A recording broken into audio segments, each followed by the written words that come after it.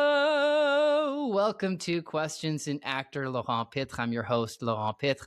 Today I'm here with the strongest man alive, the most bearded, masculine, magnificent, fantastic, friendly, sensitive, emotional, phenomenal human. Who are you again? My name is Joshua Walter Collins. Whoa, damn, Joshua Walter Collins. I had no idea your middle name was Walter. That's so cool. It's a fun Tell us fact. tell us all about that. Bring us back to the day you were named and the day you popped out into this world and tell us a little bit about that Joshua Walter Collins, otherwise known as Josh Collins. Where were you born? Where were you raised? Tell us a little bit about that. I was born in Gander, Newfoundland.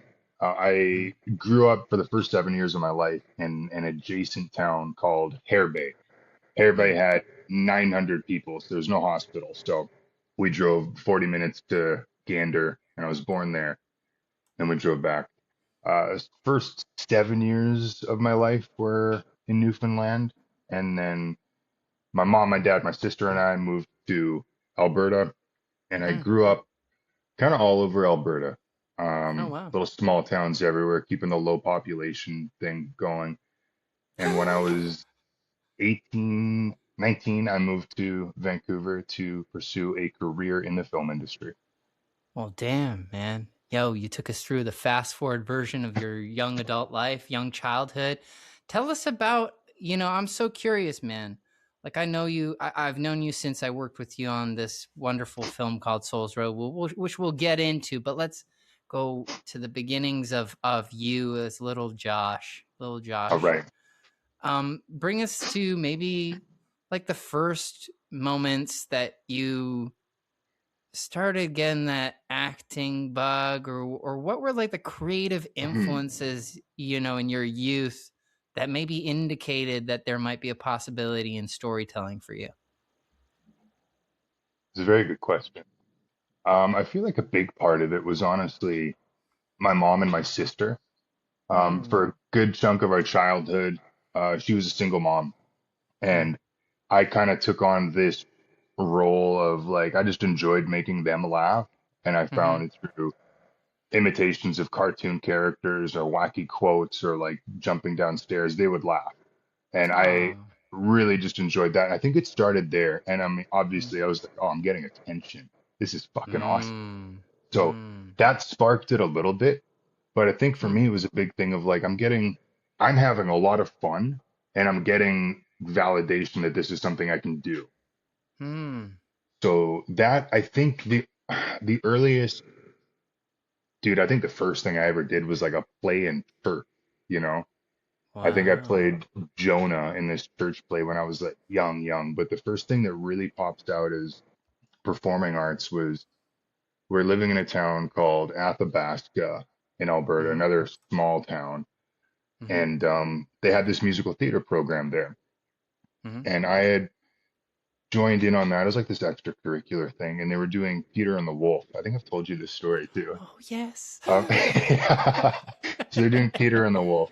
Um, I'm the only boy there, and I think there was 6 or 7 girls, and I'm like, okay, well, I'm a Nice, shoe-in for the Wolf, if not Peter. This is going to be great. And nice. we do, I don't remember if there was auditions. I don't think there were. I think it was just like everyone's doing their own thing, Mm-hmm, and then they get cast. The preamble to that, one of the things she was having us do for this audition mm-hmm. was you had to float around the room and pretend to be a leaf. Oh wow. And that was it. Yeah, yeah, totally. Like it's a profound thing to think of. I was like, that's kind of cool. It reminds me of that Marlon Brando thing when he was in class and they're like, pretend to be a chicken in a rainstorm. And all the chickens are Mm. running around and Brando is just standing there looking up at it. And he was like, well, chicken doesn't know what a rainstorm is. There's something like that. But everyone is being a leaf. Oh. Mine isn't as profound. And I was just running around like a B-12 bomber. Like we had Nice. these scarves to use as the leaf, and I was just like, Wow. and she didn't like that. I think I Too think that bold a garnered, choice. dude, apparently, I think it garnered a phone call to my mom actually. But so we get to the casting of Peter and the Wolf, and I'm looking, and it's like, oh, Peter's being played by, I'm like, oh, like, Caitlin, okay. I get to the Wow. Wolf, and I'm like, all That's right, immediate. Margaret, and I'm like, I'm scrolling down, scrolling down. It's like Sasha the Duck, who is a girl, Josh Collins. I'm like, what the fuck? So that was that, and then I remember doing the play, but I think I was like, like 7 and spiteful, so I was just a little dick about it the whole time. And by the end of it, this phone call has happened a few times where they call my mom and say like he's too immature for this Oh. class or something like that. Right? It's a softer note. It happened in karate too. They're like, you got to bring him back when he's ready to take this seriously. Oh my That God. a few different times actually, and I was just like apparently never ready to take it seriously. That happened in high school drama class. The teacher wouldn't let me take her drama class because she didn't think I was someone who was going to take acting seriously. She Wow. was right. Wow, my God. So that was the Wow. first inkling of like performing was fun. Even like all that aside, it was a lot of fun, and I was trying to do school plays and stuff. Um, Okay. at that point, I don't think I'd formulated that it could have been a career yet. I don't think I Right. did that till probably high school. I just enjoyed acting. I liked doing plays. By the time I hit high school, we were just making, there was a computer class where you could make videos. And as soon as I realized I could just make videos with friends and get graded on it, I would skip my morning class and write something. And then we had the Hmm. computer class with all my friends. We'd film something, and then I'd skip my evening class and edit it and just make these little YouTube videos. Half of them didn't even make it up, but Whoa. just because I enjoyed it, and I was like, okay, I think this is something. And Wow. then did a couple of high school musicals, and then applied to Vancouver Film School, and was right after I did my second year of grade 12. I was straight to Vancouver and Whoa. started film school. Wow. Okay, Yeah. well, tell me, like, that's interesting too, because your debut was in theater, right? That's Mhm. probably what was accessible to you at that age or at that time or where you were, right? So there wasn't necessarily a huge film industry. There weren't necessarily any film actors or film industry around you, but you were interested in film. Like it eventually culminated towards YouTube and then film. So tell me, Yeah. were there any early film influences, like television Um, shows or films that you watched that also influenced that? yeah, it's a great question. Definitely. I remember some of the movies I watched as a kid. I watched the Titanic pretty young, and I Oh, really, really nice. liked Titanic. I really liked Leonardo DiCaprio. Um, Mm, I watched a lot of cartoons, but I still enjoyed that a lot. And I think that's where a lot of like the impressions and voices came from. Um, mm, Terminator 2, I got into like those like nice. 80s muscle action movies pretty young, and those Oh, were nice. fucking Oh, formative for sure. mm-hmm. Yeah, it's definitely not some like art house film that got me into it. I didn't see The Godfather and I was like, I want to be an actor. Like it wasn't anything like that. I was like No, probably like it was like bench warmers with Rob Schneider and those are some art David Spade. house in some way. Dude, bench warmers is great. The That's Ringer a with great Johnny movie. Knoxville, Yeah. those Oh, ones I yeah. think really I was like, this looks fun. Ah, yeah, yeah, Like yeah. that's what really I think sparked that like I can just have fun as a career, and acting is so fun to me that Ooh. like if I could just pay my bills with it, like that is such a success in my books. Like it's Mm, just that fun that I was like, people do this for a living? And they're mm, like, I'm like, yeah, okay, let's try and do that. So yeah, mm, theater was a big influence. We used to watch, like my mom was big into it. She's a huge influence for all of this. Like she's a writer. Um, mm. she did a lot of community theater, Oh, and we'd go really? watch her shows, and they'd be like murder mysteries and stuff like that. And Oh, I remember wow. she was doing one, and she was supposed to be mopping the floor, and it's just community theater, but she was like complaining during rehearsals because they kept giving her a dry mop, and she was like, it feels weird. Like I want the mop to be wet. Like I'm supposed to be mopping. but they were like, Wow. someone's gonna slip on it, and she was just so adamant that like the wet mop added to the performance, and I'm like, I'm with you, lady. Like Method that's actor. great. Yeah, right. Yeah. Wow. But so I think that was formative. She took us to see lots of shows and musicals and stuff, so I kind of grew up around that. And Oh for a wow. long time, um, was convinced I was like, oh, I'm gonna be like a Broadway actor. I don't want to do film. I'm gonna be, I'm gonna do Les Mis. I really liked Les Wow. Mis. Always wanted to do that. Hey, we're recording out here. This is Doc. Yeah. He's But welcome to come on the podcast if he's just jealous that he I needs some told him screen he's time. just kind of a backseat reader right now. Yeah, you're like, "But that's not true. He's making it up." He doesn't have a mom. Shut up. Oh But man, yo, wow. yeah, theater was a big influence. I do think those movies like Benchwarmers and The Ringer and that era of Oh like yeah. 2000s comedy, Oh yeah. like was probably the biggest influence for me. And then Mm, YouTube guys like watching Smosh, yeah. like they Mm, got me into like wanting to do stuff. And then I think it just kind of became a thing in high school when we were doing that stuff. We're doing these YouTube shorts. And I always remembered there was this, I wanted to make this vampire movie really bad. oh I had wow. just watched the remake of Fright Night with Colin Farrell, and Wow. it was like again nothing art housey. That's what put Colin Farrell on my map. That's how like Wow. off I was from it. But I was like, I wanted to make a vampire movie, and I knew I wanted to Wow. start with a vampire killing this lady, and then I wanted the song Electric Avenue to come in, and all these kids are like on their way to school, and I Nice. had this all fleshed out, and I didn't have a part for me in it. I was just writing, and I wanted all my friends to do this because I just wanted to make a movie. And I Wow. think that's when I started to like, I'm like, man, I think I like film, not to knock theater. I enjoy the medium of film a lot more than theater. Oh really? Okay. Yeah, I think so. And it's been I've done the theater here in Vancouver. I've done a couple times, and I always found it's different for sure, right? Yeah. My favorite thing about film is if I forget my line, I can say a line and someone shouts it out to me and then I have it. Theater is Yeah. a different animal for sure. There's a different stamina. You're doing the same scene every night for, 3 months or something like that. I had to do the same scene for 4 days on set once and I wanted to bash my head in. Oof, yeah. Like it's just different. I feel like I'm a strong actor. I think I'm stronger in film, maybe. Maybe something will happen to change that one day. My heart is with film though. Hmm. Yeah. Really cool. Wow, that's so cool. And with those YouTube shorts, what did you feel like you learned from those, but also what kind of movies or shorts were you making?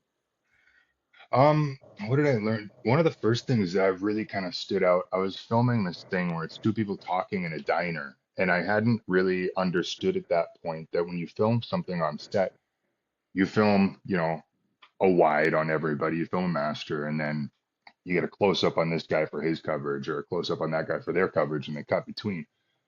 And I thought I was like, I have a great idea. What if I film all of your stuff and then I film all of your stuff and I intercut it? I was like, this is revolutionary. No one's ever done this. And it was one of those things that like I was just kind of stumbling into stuff that like people know. But it was like Ah, for me, it was like I wasn't taught that, I kind of like I was like, oh, yeah. I think that's a good idea. And then, I didn't know what ADR was, but I was like, oh, we should voice this all over because the sound's all over the place. So I ended up doing ADR on it as well. Wow. The shorts themselves, man, a lot of them were just fucking goofy parodies. Like there's one Wow. of just us like running down the hall with lightsabers. Wow. I dress up as Jack Sparrow in one and we're just running through the school. I ran through the girls' gym class, like they're doing the 12-minute run, and I just ran in and ran the lap and you can see the teacher in it just pointing and yelling at me to get out. And I kept up the run the whole time. But lots of just parody stuff. Like I didn't really get into wanting to do something seriously until after film school. Even in film school, I was like, I'm gonna be a funny actor. Oh, And wow. like in my VFS audition, I did a dramatic monologue and then a comedic monologue, and I talk about like, it's like, well, if you what other career would you have instead of being an actor? And I said, well, I'd like to be a comedian because I still want to make people laugh. And that is so far from true. Now I would never be a comedian, not Wow. a chance. Whoa. So there's a lot of progression. I mean, I graduated 13, 14 years ago. So it's such a journey since then, Yeah. like, yeah.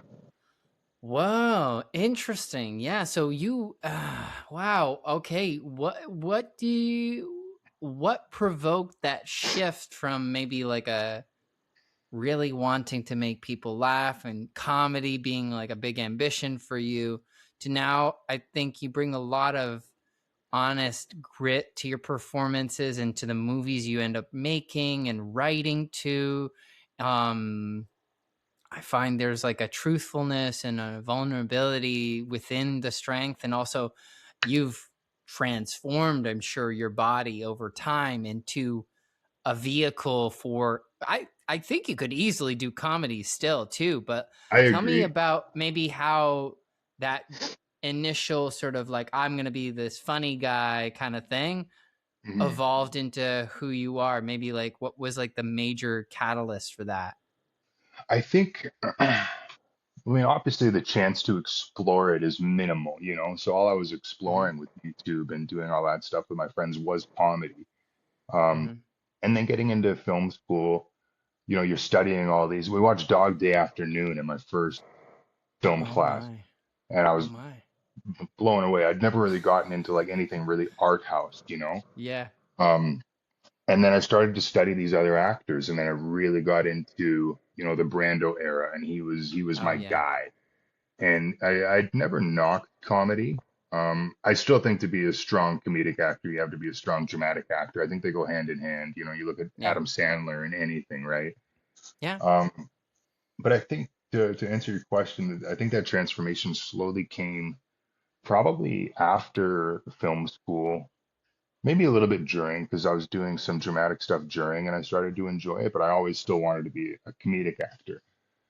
And then post film school, you don't get it's rare to get auditions for comedies. And Mm. one of my director writer buddies told me this, a guy named Nick Shostakovsky, and he said, you see a lot of indie films that get made are horror, Oh and yeah. they're the easiest to get funding for with no name actors. Mm. Um, Not to knock actor, but you know what I mean. Yeah. Yeah. Because Yeah. Yeah. for if you watch a trailer for a horror movie, you want it to be scary. You don't necessarily need to know who's in it because that honestly Yeah. almost breaks a little wall of illusion. If you're Mm. watching a trailer for a comedy, even if it looks funny, you're like, I don't know who these people are. Yeah, it's true. But I'm not going to go see it. So Yeah. I don't think that discouraged me from comedy, but I was like, okay, like I felt stuff starting to, I think, click doing dramatic acting that wasn't Mm. clicking in the way that I felt comedy was. And I Mm. just felt the more I took acting seriously, um, I think just to circle back to what you were saying, not to like toot my own horn on like the vulnerability and stuff like that, but I think there's a big Mm-hmm. truth in that I could bring to it. And it's like Mm. I'd still love to do comedy, but I feel like I can tell more of my honest self in dramatic, in um, just real looks into people's lives. I think I have a little bit more of a lens, not a lens. There's more of an honest portrayal coming out of that. Mm. Mm-hmm. It just Mm. sounds like I'm too depressed to be a comedian, man. Well, maybe not enough because a lot of the comedians seem to pull from that depression too. But I'm really, yeah, that's so cool to understand that. So that shift happened for you, and I love that you talked about early on those action films like the Terminator. So do you believe that when did like the physicality of who you are as a Mhm. performer become that important? Was that similar timeline, or when did that I sort of happen? Because you were a built like a tank, but Thanks, you man. like you're not born that way, but you built No, that. So not tell always me been about the that. case. Um, it. I started the first time I set foot in a gym was in my second year of grade 12. So I got kicked out of grade 12. for doing all Oh, those fucking movies, right? classic. So I ended up like there was teachers that were like, no, I don't want him in my class. I wasn't allowed in certain Wow. hallways because I would just, I'd run in with a lightsaber. Yeah, yeah, yeah, So yeah. so As they Jack weren't Sparrow with a lightsaber, yeah. exactly. So I ended up getting Wow. kicked out after an ordeal of things, and then I went to the other school to finish grade 12 the next year. Whoa. Um, and in between that, I did a musical. I'll circle back to remind Oh me. my But God. Wow. during gym class in that other school, we went to the weight room, and I'd never really been in a gym before. I was like, I'm not going to be a muscle monkey, all that. And getting in there, I was like, oh, this is pretty fucking fun. Yeah. And then getting to film school, we had the audition class format where you film it, and you sit down and you watch everyone's auditions and you talk through them. And I remember when mine got up on screen, I was like, oh, I'm so fucking skinny. Like Oh, I'm wow. 6'4", but I was about 100 pounds less than 80 pounds less than I am now. Damn. Wow. Okay. Yeah. And was just like, I'm like, oh, I'm at that point, Marvel was huge. And I was like, I'm never going to play Thor looking like that. Wow. I'm never going to be Wow. in Commando or Predator looking like that. So I really Wow. started to take it seriously in film school and have just Wow. kind of slowly refined method. I got a ton of like certifications with personal training and mobility and Yeah. bodybuilding and blah blah blah. And just the more I got into that, especially mobility, the more I got into understanding my body and tension in my body, it really helped me. I have a coach that calls your body your instrument, it needs to be tuned. Mm-hmm. You really need Mm-hmm. to understand what's happening in it when you feel like I know when my traps are tight that I'm like, oh, I'm carrying a lot of tension right now. I know I need to Mm-hmm. do whatever stretch to relax. I'm not relaxed. This is tight. I have a very good awareness of my body. Mm-hmm. And the deeper that awareness got of my body, it deepened the awareness of my sense of self. And then I watched my work improve from there. So it became a Wow. huge part of it for me, man. And it went hand in hand with as seriously as I took the gym was as seriously as I took acting. And I understood that it's consistency. This workout isn't going to give me a six pack today, but it's going to get me closer. This audition isn't going to make me famous today, but it's going to get me closer. Mm. Mm-hmm. So it was just Yeah. kind of My both of those gosh. hand in hand. Wow. And now Wow. everyone refers to me as the big guy, and it's great. Yes, but that's amazing. It's so cool because it not only helped you in the physical sense of the casting types that you wanted, but it also seems to have connected you deeper to an awareness of your craft as an actor, to your senses. Like you said, you're like able to relax yourself if like you're carrying tension.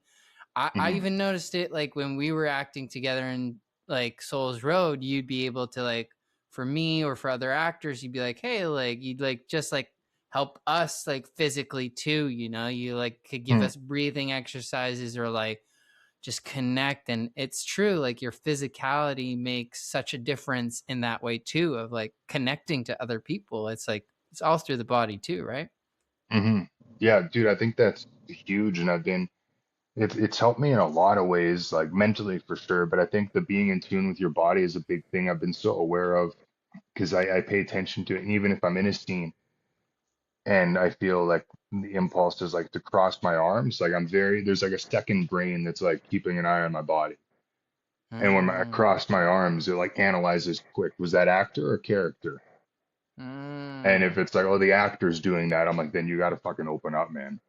But if it's the character doing mm, that, I'm like, okay, understand why. Like I had to really, and I still find that on set. Like I just did a thing where I don't think the guy ever stood still, not in a fidgety way, but I was always leaning or like sprawling or sitting or on somebody, like just very mm, physical. And I feel like that was one of the things where I was like, I understand my body in a really cool way now. Um, mm, that's just helped me deepen it because there's so much of acting that isn't the words, as you know. Like it's your body mm. language, it's your intensity, it's your how close are you to the other person, like all these little things. Mm. So I'm very grateful for that to have been part of my journey for sure. Well, other than your body, there's something that's very unique and interesting and beautiful about you, which is your voice. Tell me about how you worked on your voice, because little do a lot Yeah, of people know you're really good at impressions, and your vocal range is quite is extensive, as witnessed in a karaoke session karaoke once, bar where, in St. John's. where, where all of a Yeah, sudden you have such a range. So tell me also, what were like what's your vocal training like? What yeah. how did There's you explore that? cigarettes and alcohol. No, I do honestly, I do attribute a little bit of it to that. Mm. I've always had, I mean, I'm fucking 6'4" and 260. Like, there's a lot of resonance here, Uh-huh, but uh-huh. it's not always been the case. When I went to film school, I had a teacher that kept calling me out on, I was like whisper acting, he would call it. And Ah. I was never on my voice and I couldn't figure it out. Um, Mm. and then I got into acting class with this lady named Nadine Wright, and she started poking into it a little bit. And she was one that really got me on my body too, because I was always Mm. would physically and vocally just try to make myself small, you know? Oh, wow.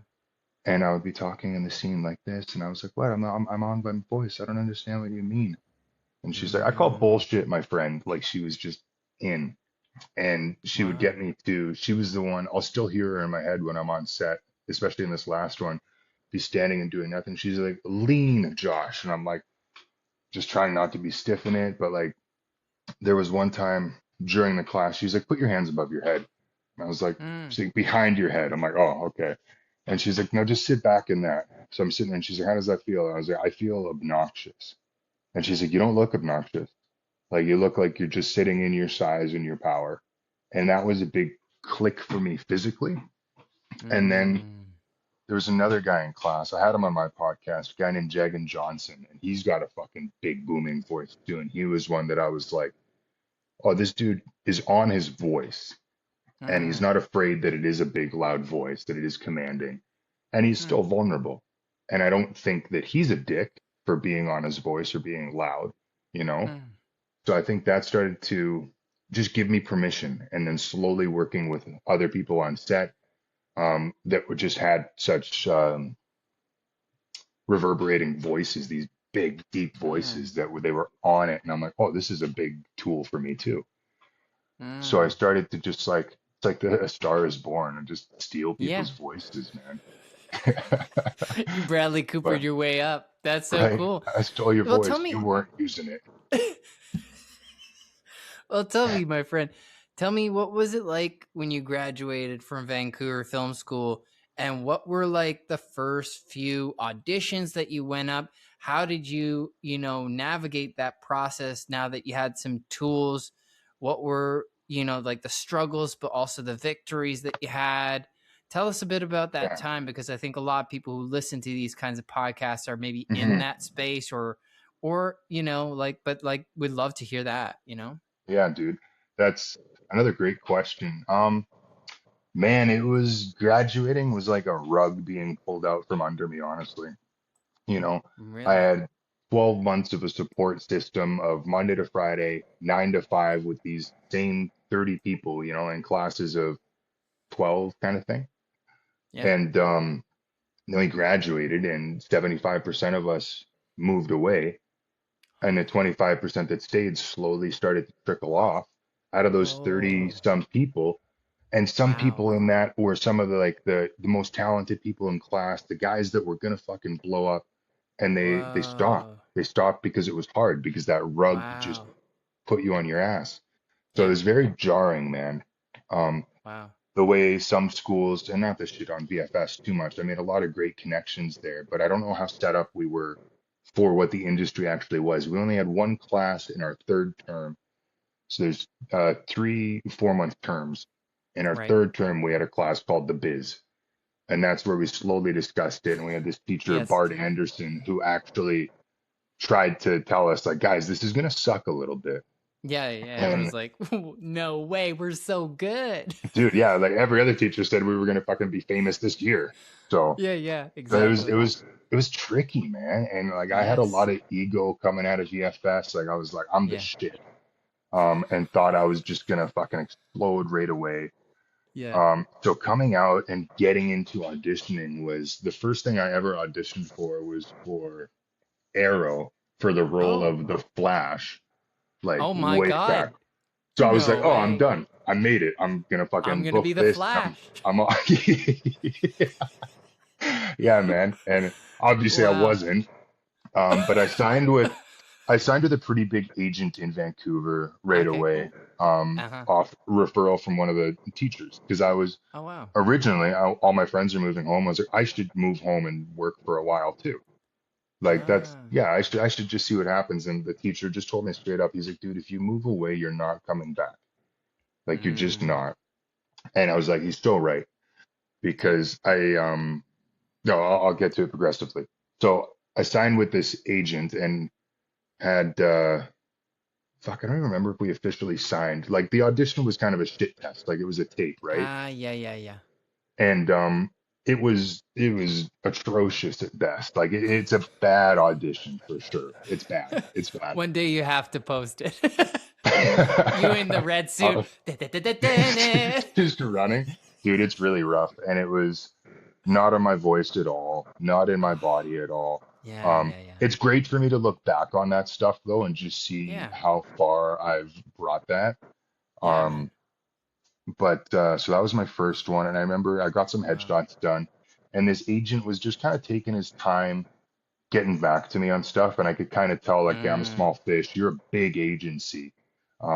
So I was like, I've got other agents that are asking to meet with me, and he's like, yeah, you should take all the meetings you can get, and I'm like, okay. So I left that agency. Okay. Yeah. I signed with another one that was fairly small, and ended up. So this is September 2013, I think. Okay. And then I can't remember if I signed with another one right away or if I moved home because for 2013, 2014, and 2015, right around November, I would move back to Alberta because shit's Ah. hard. And I would Yep. stay there until Alberta was hard. And I'm like, Oh, okay, I can't be with family wow. anymore. And I'd move back here in Mm. February or March when stuff kind of picks up again, Yeah. and just work at home and save. Yep. And then sign another agent and doesn't quite vibe. This guy, um Yeah. I remember we were doing our initial meet and he's like, okay, we'll pull up your shirt, like let's see what we're working with. I was like, What? ugh. What? And he was like, okay, well, we gotta get you gluten free, you gotta eat like this because you need washboard abs, you're gonna be in the CW. And I'm like, all right, this one's not gonna work either. Whoa, So wow. left that agency. The next one I Yeah. was with for a decent amount of time. Never actually met her, only dealt with her assistants, which says a lot. Interesting. And ended up, I think, like, dude, I was homeless while I was with this agent. I was Oh, like yeah. couch surfing and welfare, and then working as a janitor, and then living in a crack Yes. house. And and at that point, I remember when I cut her, I was working nonstop, Wow. like 7 days a week at this barbecue place, and then doing the prep cook for their sister restaurant, living in Wow. this crack house. And I forgot that I had a tape or an audition. There wasn't tapes yet. Audition the next day. I Wow. messaged them like 3 in the morning. I'm like, guys, I know I have one at 11. Like, I can't. I'm so run down. And it had happened a few times. They were on me about getting new headshots, and I was like, I have no money, man. Like, Yeah. I can't. And I remember them replying with like, our your financial woes aren't our concern. And we're gonna not submit you for any film and television auditions anymore because you passed on too many. We're just gonna put you in commercials. So I was like put on timeout. Whoa. And I'm like, all right, like I don't think this is working for me. I'm gonna leave the agency. And Mm-hmm. I'd like to be removed from the roster, and they did. And then that was, I think I went like 6, 8 months without an agent and was doing fine, like was just working. And was probably close to the point where I was just gonna work and like, yeah, I'll get new headshots and a new agent soon. And that was like, a split in a timeline where I don't do this anymore, right? Mm. Um, and then Shannon and I started dating, and this was Mm. May 2018. And I'm telling her like, Yes. I was like, yeah, I'm an actor, I'm an actor. She said, but you just work at the barbecue place, right? And I was like, yeah, well, I'm gonna do headshots soon. I'll get an agent again soon. And she really started making me hit that gas pedal. And Oh, wow. I was like, okay, well, I've got money on this check for headshots. My next one should be bigger. I'll do them then. And she's like, just do it now. Just do it now. Nice. Like, fuck it, do it now. So I did them and got signed to. There was an agent that followed the headshot photographer and reached out and wanted to meet with me, and she signed with me. And I booked a few gigs with her. That eventually went Wow. south too. Um, Oh, this one is, I feel, very important because a lot of okay. actors, I feel like, don't do this or wouldn't do this. So we're in COVID at this point, and I'm Oh, talking about how I'm getting no tapes. And I got a tape for a show, and the breakdown kind of threw me off. And it was talking mm, about this character's smoldering sexy, and there's fire in his eyes, and he takes the air out of the room, and it was just like sexy, sexy, sexy, sexy. And I was like, fuck, all right. So I tried it a couple times to put it up on tape, and I ended up messaging her, and I was like, hey, like I've tried this a couple times. This breakdown is, I'm really not liking it. mm-hmm. I don't feel comfortable doing this tape. I know I'm not going to be comfortable on set. Yeah. I don't want to waste anyone's time here. I want to pass on this. And for me, if you say you're uncomfortable, it's above End reproach. of There's nothing else. discussion. Yeah. Exactly, period. And she came back trying to like fucking make me feel bad a little bit. She's like, well, you were asking like, why are there no tapes and you're not getting auditions? And then I give you Mm, one, don't want to do it. And I'm like, you know what? yeah. I'm done. So left there, Yeah. spent another fuck, it was during COVID. So I think I spent close to a year without an agent that time, Whoa. and Wow. was fine, like, so that's Mm, a big slowdown for people. And then I signed with the agent I'm with now, and she's nice. fucking fantastic. And I've been with her Nice. since, the last 5 years. And she's the Wow. first one that was like, hey, we're gonna do XYZ, we're gonna build a career, we're gonna do this, we're gonna do that. And I've passed on countless takes for her. And not out of a Mm, way like I think I'm too good for shit, but if I'm like, I had one in the summer that was like bodybuilding influencer, and I'm like, mm. they're not looking for my acting, they're looking for my body, and I don't like that. Wow. When you can tell they're just going for a look. And I've just said, I'm like, I don't really feel this one. And I've told you about passing on shit, and she's like, all good. Yeah. Like, they're very big on like me trusting my gut because it has led me to opportunity. And they understand that. And Mm, it's like I gotta trust my gut. Like, end of the day, if I don't like this, I can't do it. So mm. finding an agent that gets that. I've got friends with agents that they just, if they get an email or a text, they stress, and they're Yeah. like, "Oh, it's so and so. Fuck, no, he really wants me to do that one." Yeah. I'm like, Yeah. "Do you want to do it?" They're like, "No, no." I'm like, "Then say no."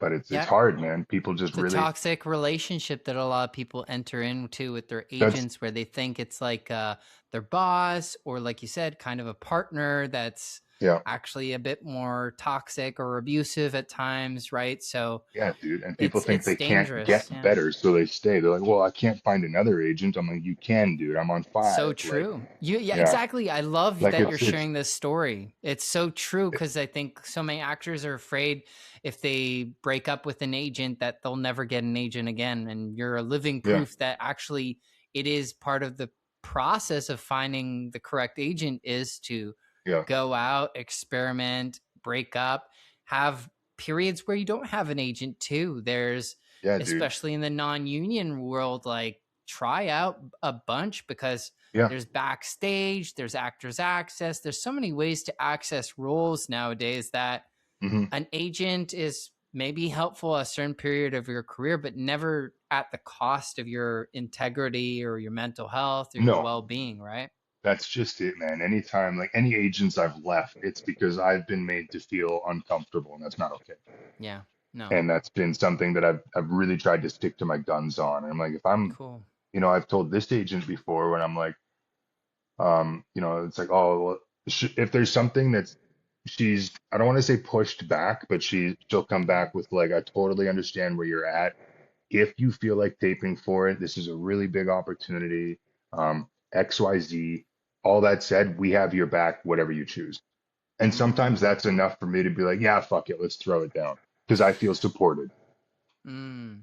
But and then Yeah. if I'm like, you know what, no, like I'm really going through something right now. I just need a little bit of space from it, and this isn't one that I want to jump on. She's like, totally get it.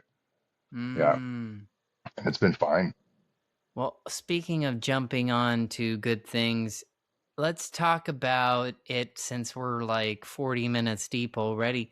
Let's talk about jumping in on Soul's Road. So tell me about Yeah, how did dude. the audition or the tape enter into your life? And was there an intuition to the magnitude of that role? Were there roles that prepared you that, or were there like experiences that sort of Yeah. prepared you for that role? Um, it was interesting, man. I feel like it was every now and then one comes through where I'm like, oh, there's a world that I get this one. Like I Mm-hmm. resonate with this character right away. The scope of the Mm-hmm. project makes sense. Everything that I'm like, oh, I feel like I can tell that story. And sometimes I Mm. feel that and I don't book it, which is fine. I still Yeah. know I did a good tape. This was one. Um, I said no to the audition, and No and way. Sarah and Sarah pushed back, right? Because I said Oh I was yeah. like, Wow. I don't know about this one. Like they want me to play guitar and sing on stage. Oh Like I don't want yes. to do that. I really don't fucking want to tape playing guitar. And she was like, totally get where you're at. Like again, we got your back no matter what. If you Wow. feel like it, like, put down the tape, it's been a little bit of a dry spell, could be some good money. Indies are fun. And I was like, Yes. ah, fuck, all right, fuck it. So as you know, they wanted your audition and then a scene of you playing music or doing whatever. Wow. Yeah. And I've got on my phone, there's probably 20 takes of me with the guitar trying to play something and then hitting a wrong note. And I'm like, fuck, again, again, again, and then do it. Fuck. I was just so stressed, man. Like I was like, I don't Wow. want to do this. And Wow. then booked it and they were like, I'm like, fuck, I'm gonna have to play guitar. They're like, oh, he's a bass player. I'm like, fuck, even worse. I'm like, great. So, um, and nothing prepared me for that side of it. Yeah. Well, no, that's not true. When I was homeless and surfing and stuff, I did a lot of busking, and I Ah. think Yeah. I think that made it worse actually, because because I was just seeing Right. people's reaction. I'm like, oh, that song made me $5. I can go buy milk, you Mm. know, and I'm like, okay, Mm. this isn't something that people are into. Um, Mm. So I think that's always been part of my resistance with like live music. As you know, I sang karaoke, but I was, Yeah. alcohol poisoned at that point. Yeah. Yeah. Yeah. But so then getting the role, the first person I talked to about it was jumped on a Zoom with Joel, Oh and wow. who's the director, obviously. And I felt Yeah. such a good energy from him. I was like, oh, I'm stoked to work with this guy. Like, this is fucking awesome. Mm. And we talked about the bass playing, and he's like, "No, it's all good. It's not going to be plugged in. You just do whatever you want, man. You know how to play guitar?" He's like, "Yeah." It's like it's just like guitar, just a little slower. I'm like, "Cool, great." So I did that, and we were lucky. We had a ton of talented musicians on set. Um, Owen showed me just a couple spots on the guitar. He's like, "Just play here, play slow." Yeah. Dallas, a bunch of the songs we played, well, the only songs we played were Dallas's songs, and I could find them on YouTube. And I would just watch Mm-hmm. the bass player, and I'm like, when are you moving? When are you not? 'Cause I couldn't hear the bass, man, which apparently Yeah. is what makes a good bass player. So, Mm. and then bottom line for me, I knew I wasn't going to master playing this stuff live in the 2 weeks I had. Yeah. So my biggest thing was being comfortable on stage, you know? Mm. Everything else was just a plus. If I could Mm. just look comfortable playing the guitar. So Owen showed me Yeah. the frets to play and the tempo to play. And then I just focused all my energy on being comfortable up there in front of 250 extras, like I knew what I was doing. Mm. And it worked out okay, man. But that was, on the day. Every time, you finish the scene and like, okay, first team can relax. You guys can go grab a coffee. And I'm like, I can't. Like, I was like, I got to stay here, man. If I leave, I will not come back out. Like, I got to stay. Yeah. Like, the Yeah. cameras weren't even on me, and I was still giving it because I'm like, I can't. Yeah, had to stay. But it Mm, turned out okay. Everything since has been really cool because, as you know, doing a gig, like you can't really have expectations of what's to come from it. Like the work has to be mm-hmm. enough. Like you've Yeah. really got to get your kicks on the day because Mm, you don't know what comes after that. You don't even know if it goes anywhere, if it gets picked up, if it does yeah. festivals, if it does anything. But dude, the biggest thing to come out of that for me is just the people. Like I Yeah. still talk to almost everyone we worked with, Yeah. Um, the production company, I talked to you, I talked to Joel, I talked to Owen. Like it's all been talked to Yeah. Dallas. Just it was such a tight knit crew, and everyone was kind of on the same page of like doing something special. And that Mm, I think was just very formative. I texted Joel the other day, and that was September 2023, and I just mm, finished a show in Winnipeg, and I texted him. I was like, dude, I haven't felt this good about something I've been on since Souls Road. Like that's how rare those wow. spots are. That since Souls Road I've had 6, 7 plus gigs, and I'm like none of them have sparked that same feeling of like Mm, you're doing something special, you know. You're mm, really telling a story that needs to be told. You're not just mm. a robber number two, like he went that way, Yeah. like I don't know why the robber says he went that way. It's a bad robber. Exactly. I didn't get the robber role. But it was just special, man. Everyone was like really fucking in tune with each other. Department Mm, 9 really pulled together a good crew. Joel pulled together a fucking great cast.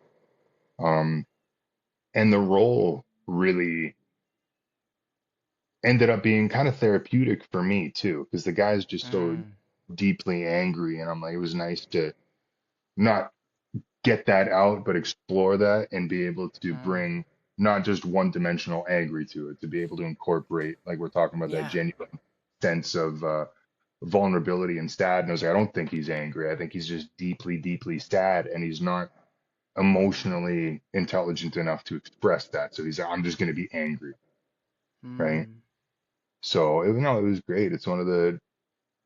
It's still some of the most fun I've had on set in 13, 14 years acting. I think it's up there top three for me. And yeah. it's got to be top two for sure. Yeah. Wow. Yeah. So cool. So cool.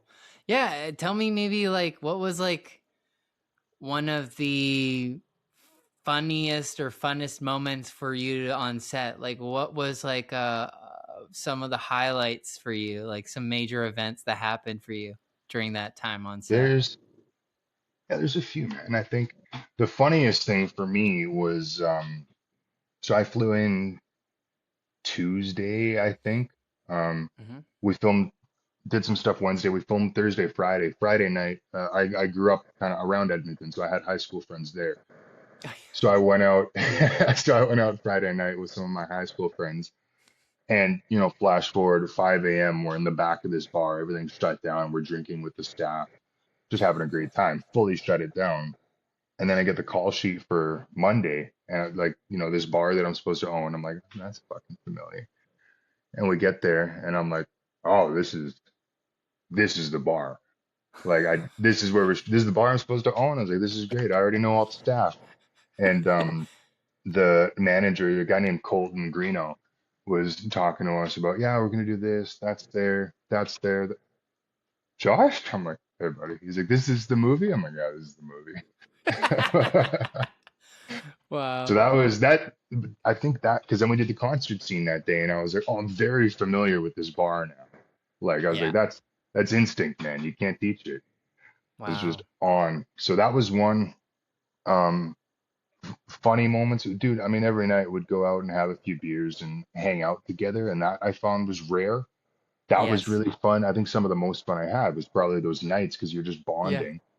And I Yeah. mean, by the time we got to our scene together, we were Mm-hmm. fucking thick as Best thieves. friends. Yeah, Yeah, so exactly. it was Yeah. fucking perfect, and it felt like we were just laying it down. That scene in the bar, I was like, we were improvising all over the place. None of that Yeah. made the cut, but. It certainly made our performances grounded. Yeah, yeah, for sure. Mm-hmm.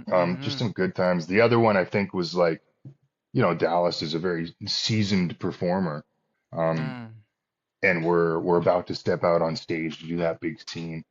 And I was like, hey man, do you ever get like, you get nervous and you get on stage and I put my fists up for the double bump. He's like, not really, no, and walked away. I'm like, sick, dope, let's go. Yeah, that Yes. was fun. There's countless, man. Like, Yeah. it was just such a great time. And it was Yeah. it was so great for me to explore my needs as an actor, Mm. like, because it's if you're number 42 on the call sheet, like they don't really, you're like, I need this and I need this. So like, you just fucking say the line, man. Like, but you Yeah. get to Yeah. something like Yeah. this where there's substance to it, and you're like, I really feel like it should be like this or like that. They're receptive, and that's not always the Mm. case. So gigs like that are super special. And I think the top three I'm thinking of are the ones where I've been allowed to actually explore. I'm not Mm. walking in to hit their marks and say their beats and give their line reads. You're able Yeah. to actually explore a little bit of character, a little bit of craft, and yeah, find your needs as an actor, find what really helped you. Um, and I heard, I was on a recent gig, one of the crew members was talking about an actor, and they're like, yeah, he was pretty particular though. And I was like, in what way? Like, he's like, oh, well, he wanted like this set up the right way, or he wanted to know which way the door was opening, or he wanted to do like this, that. And I'm like, yeah, dude, like I will do the same because that's gonna help me do my job, which makes Mm. everyone's job better. Yeah. If I finish a take and they're doing a turnaround, I'm gonna go have a smoke and I'm gonna drink a coffee and I'm gonna do a little bit of breathing and I'm gonna come Mm. back and I'm gonna know. Or if it's something like I'm supposed to open this mini fridge in this scene, but they're like, oh, but it's out of shot right now. I'm like, right, but there's no fridge here. Like, oh, it will be. I'm like, great. What does it look like? Which way does it open? Like, it sounds stupid, but I'm like, if I'm opening it one way, and then they bring it in and they're saying it's going to be on the ground there. I'm like, okay. And then we get to the take, and now the fridge is up here, and everything I've done is Yeah. down here. And I'm like, so those gigs I think are just so special because you're able to explore what makes you you, and you're able Mm. to try some things and see if they work, see if they don't. And you just find yourself as an actor, man. Like auditions are one thing, auditioning is a separate Mm. craft, but being on set, I feel like that's where you really learn and you work with other pros and you bounce off and you find that like, oh, that thing he's doing really seems to, I'm gonna try that. No, it didn't Mm. work for me, stuff like that. But Mm. it's just so rare and so grateful to have been able to be a part of gigs like that. Like those are the ones that make it worth it after, you 2 years of day play or small stuff or Yeah. whatever it is, something that you're like, yeah, I can tell this story, but it's not really resonating with me. I can tell that I'm just performing here. There's not a lot that I feel like I'm drawing on. So being Mm. able to be like, okay, this is important to me. This is awakening a little bit of passion. Um, Mm. this just makes it special for me. And I'm like, okay, yeah, it's worth it. I haven't been for the last couple of years, at least since Souls Road. Um, Mm. maybe less, but I'll see an audition come in and then I'm like, oh fuck, right, I got to do that audition later. Okay, I'll get to it. Ah, fuck, I got to do that tape still. And then after Souls Road and after the gig I just did, I'm like, dude, I can't wait for that next tape because I'm gonna lay it Mm. down. And then I did, and I'm like, dude, I can't wait for the next one, like, because I'm just you get Wow. in like a flow state for a bit, and I Mm. feel that's only sparked by feeling like what you're doing is important. Not that Wow. we're not saving lives, but it is important. Mm. Yeah, Wow. That's so cool. I'm so glad to hear that this one film has then generated new sort of faith in the process, and 100%. it's brought about really cool roles for you too. Like, tell us about what were the projects that followed Souls Road, and what do you feel like you learned from Souls Road that brought you to enjoy those projects or those new auditions even more? Yeah, I think um, Souls Road was coming right around the time of me figuring out to just fucking chill out and say the words. You know, Mm. like I'd done some gigs previously that was starting to drop in where I'm like, dude, fuck it. Like just chill out. Stop trying to act, you know, Mm. and just sit and say the words. So that became my big testing grounds with Souls Road to just chill the fuck out and say the word. Mm. And everything else kind of clicked and was going. And it was stuff, you know, there was gigs that preceded it that got me to that point. And then Souls Yeah. Road really solidified that I'm like, okay, yeah, that's the way it's working. Um, Mm. and then I booked, dude, I booked two things after Souls Road, and then I had a year and a half of nothing. You know, Mm. I booked a day play on a show called Tracker a couple months Yes. after Souls Road. Oh, yes. And Right. I then remember I that. did like a Hallmark Christmas movie that I'm Yes. uncredited in that spring. Oh, I know, was fuckers. this the one where you were a dad? Yeah. No, How do you uncredit me? You dad. shaved me. I know. Yeah, I went because it's on my IMDb. It's like John uncredited, and I'm like, What oh, the what the heck? Oh fuck? my God, Hallmark, get And on it's it. Get like, on it. and then it was another year and a half until I booked anything, and Uh-huh.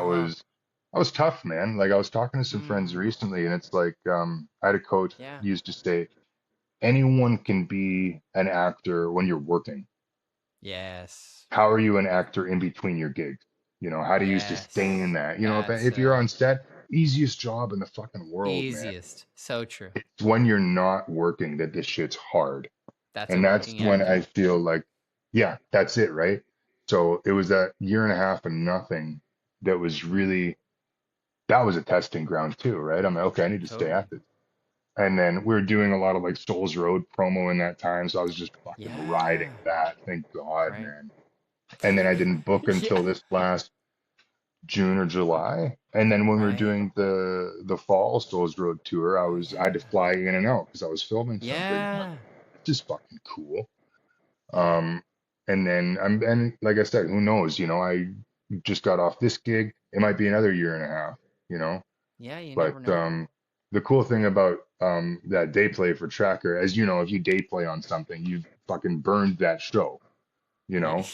But the casting Yes. agreed that it's my part wasn't recognizable enough. So by season four, I'm Nice. allowed to come back. So I just laid down a fucking great recurring guest star. So let's Oh, fucking hope. nice. Yeah. But Yeah. Yeah. Guest star. Guest thank star. let's go, please. But otherwise, dude, I spent that year just moving boxes, you know, like back in the Mm. trenches, just keeping my mind on the goal. And Yeah. I was moving boxes yesterday. I'll move boxes tomorrow, you know? Like Mm-hmm. it's just kind of it is really the work between the work that's going to define your Yeah. longevity. Like how do you keep in it? How do you keep at it? And you got to have your ducks in a row. How are you going to get your ducks in a row? You got to work. Yeah. Yeah, absolutely. Yeah. You're so hardworking, you're dedicated, like you and it's beautiful too, like and to bring it back to Shannon who kind of got you on that discipline and on that train and Mhm. kept you in Vancouver and kept you on your things. You also got engaged right during that time, Yeah, right? dude. Like that's huge. Woman, Like dude, the woman maketh the man. I say it all the time. mhm. Maketh or breaketh, the woman maketh the man. Yeah. And it's been huge. And I've noticed a huge uptick in how seriously I take it, how seriously I take life, work. Yeah. It all hits around then. And a lot of it is me getting into, you know, late 20s and now early 30s, that there's just a Yeah. grounding sense of like, oh, I know who I am. Yeah. And a lot of that comes from her, undoubtedly, undoubtedly. Yeah. And now she's had to fucking support me for 8 years. Now I can't stop. It's like I gotta make it now. It's like it's Uh-huh. a high risk, high reward investment. Yeah. Yeah. But Yeah. yeah, dude, it's a fucking whirlwind of a career. But I Mm. wouldn't have it any other way for sure. I Yeah. think if I went back and I told myself at, you know, when I was leaving VFS and Yeah. thinking I was gonna make it right away, and I was like, you're not gonna make it this year. Well, what about next year? Mm. Not next year either. In 5 years? No. What about 10 years? I don't think so, buddy. I probably would have quit, you know, like Wow. I for sure would have quit. I've spent every year thinking this is the This is year. the year. Oh, Yeah. wow. And every year it's a baby step further, you know? Mm. So I think you've got to have that. Like you've just got Mm. to think that and don't get disappointed when it's not. zoom out at the Mm. year and be like, hey man, I'm still doing it. You know, I'm Mm. still dedicated, still in it. I'm still here. I'm still working. I'm still breathing. So Mm. not all bad. I'm not living in a van again, so I'm good, man. Yeah, like, Yes, yeah. yeah. Sometimes it is good to dance with rock bottom in our lives to Hmm. really realize, oh, you can really hit and you keep on digging. And once Dude. you get beyond that point and you can save yourself from those circumstances, you're like, well, I can do anything now, right? Yeah, Like, man. Like even it's like, wow. yeah, what's the worst that happens?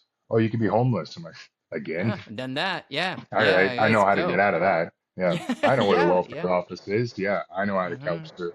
I know how to get the job as a janitor. Like I could Mm-hmm. climb out of it again. And I feel like that gives me such a Yeah. sense of safety. I walked by the park. I went to see Jeremy today, Jeremy Lacombe, Yeah. and he lives on Commercial Drive. And I walked by the park where I lived in the van, and that van is still there. And I rented it from this guy named Arnie for $50 a week. And it didn't Wow. run and it didn't lock. And I lived in it with my cat for a month and a half. Yeah. So when I left, I would bike lock the door. And when I was Wow. there, there was no lock from the inside. And I just had to, like, if I heard someone trying to get at the handle, I had to just like, "Bah, bah, bah, bah, bah, bah, bah," and like try and chase people off. That Wow. van is still there. There's been some work done on it. It looks like maybe it runs now because they move it around, but he's clearly Wow. still just renting it out to people in that hard spot. And I Yeah. had, dude, some of the deepest community with people when I was homeless. Mm. Like I still see some of those people and will talk to them. There's a Yeah. guy, Jerome, that I see all the time down there, and he's still in that system, but it's hard to get Mm. out of, man. Like Yeah. you would get $700 a month from welfare at that point. And Mm-hmm. if you worked and you made over 200, they would deduct it from You're the out. welfare. So Yeah. if Yeah. you Yeah. did get a job, you had to make, 2 grand to break even on that, whatever you were getting. So Wow. it's really hard, man. So for me to get out, I would have to, this is gonna get me sued, but I'd have welfare and I'd make that 700 and then I would go work like cash construction gigs, try and float Yeah. above.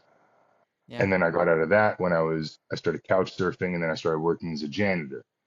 And then Wow. from there, um, I think as I was a janitor, I finally was able to get into my own place with roommates and stuff and slowly get out Yeah. of that. But it was really cool to walk by that van and see it still there. And I'm like, I told you you'd get out of the van. I was like, that's also why I can't fucking quit now. Because I'm like, Yeah. that Josh would be pissed. I'm like, what do you mean you stopped? Like, Mm. why did I shower in a Tim Hortons sink, man? Mm. Oh, like it's just such a you owe it to yourself at a certain point. You owe it to everyone that believes in you. You know, Mm. you really Mm-hmm. do. So it's Yeah. like, yeah, you just can't. Yeah, why Wow. stop now? I love it, man. Yeah, it's so cool. I love your journey. I love your story. I think that so many people are going to be inspired by it. And, you have your own podcast called Bottom of the Call Sheet podcast, I do. and you talk to people in this profound way that we have had this opportunity to talk to tonight. So I'm just curious if, like, where can, the viewers and the listeners who've been listening and watching where can they follow you, where can they get, like, maybe see some of your projects, or Hmm. I know that this weekend, the day that this drops, which is we're dropping February 5th or February 6th, 2026. So go and see Souls Road this weekend, which features Josh Collins and many great actors like Camille Stops, country music star Dallas Smith, the amazing directorial debut for Joel Stewart, who's an amazing director in the music world, but this is his first fiction feature debut. Department 9 Studios, awesome crew, awesome cast with Charlie Gillespie and, Oren. I'm so sorry, I forgot. No, do you know his Megs, last name? Megs. Yes, Oh, yes. Owen or Owen? Owen Megs Owen McCusker. Mags, McClusker, Yeah, yes, and many more who I'm forgetting. Gina Mazzaros. But yeah. there's so many amazing Canadian actors in it. There's Alan Hawko. It's jam-packed with beautiful talent, beautiful people like you were mentioning, and also just with such a heart and an uplifting kind of energy to it. So if anybody's listening or watching and hears this and has time, go and check this movie out. It's really wonderful. We hope that it reaches many, many different souls. But where can the souls who've been listening and watching go and follow your journey? You can find me on Instagram at the.josh.collins. I don't like the but Josh.collins was taken, so I just took it. Yeah, You can find me the too. podcast on, right? Yeah, you're like, fuck, whoever that guy is, I'm like, I'll take it. Um, Yeah. you can find the podcast, bottom of the call sheet on Spotify. I've got an Yes. Instagram profile for that as well, where I'll post new episodes and stuff. Season 2 coming soon. I Yes. think it's botc.pod on Yes, it is. Instagram. Yes, it is. Oh, good, good. I'm your manager. That's funny. And then as far as gigs, man, I've really been trying to stay off Instagram, but I'll try and post anything on there when Mhm. stuff comes up. My IMDb stays pretty Yep. up to date. Um, Otherwise, nothing crazy on the rise. March 21st, I have a movie with Abigail Breslin and Michael Eklund and Bethany Brown dropping on Lifetime. Um, Whoa. they fucking changed the name and now I don't remember what it is. Okay. But that's coming. It was called Don't Fall Asleep. I think now it's called like I Killed Him in My Sleep or something like Oh, that. nice. Oh, But cool. a very it was very like almost like if Kevin wasn't so depressed, like I run a coffee shop and Abby's one of the workers there, and Oh, without cool. without giving too many spoilers, I sign her up for a sleep study because she needs cash, and she goes and does this Oh, sleep study, nice. and then keeps having dreams Cool. that she killed someone. Um, and Whoa. then maybe it's not a dream, all that. But that's on Lifetime, Oh, March nice. 21st. Um, I don't think there's anything else popping up anytime soon, but I will keep the Instagram people apprised of anything. Nice. Yeah, Nice, man. man. Nice. Wow, what a chat, man. What a really good dive deep into who you have become and through all the events that went in your life. And, there's some real gems in there that I think, whether people be an actor, a director, an artist, or just a human being, I think there's so much to learn from your story and from your journey. And I really thank you from the bottom of my heart for hopping on this podcast, man. I really love you. I'm so, so glad that you came on. And yeah, I usually end with "and scene." So let's do it. And And scene. scene. There we go. That's how I end it. Nice. Okay.